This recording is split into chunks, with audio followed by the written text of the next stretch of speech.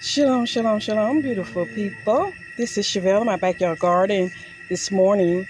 I came out this morning because I am going to plant these seeds, the Brussels sprouts and the golden beets this morning in one of my beds. I did a lot of cleaning, moving things around this morning.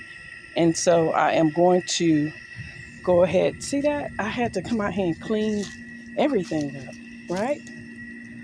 So yeah, I'm still cleaning, but it's gonna storm here, so I gotta try to hurry up and get this stuff cleaned up.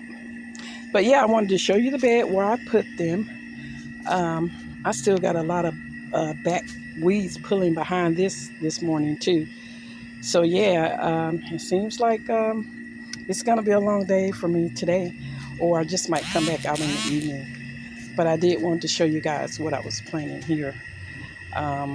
And also in my bed over here, the squash that I planted here when I took the corn out not long ago has grown so big now. So I am just waiting for them to do their thing.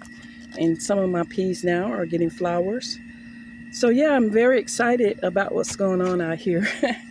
I'm always excited. It's not too much that'll keep me down anyway. Yeah, because I'm a very jovial person.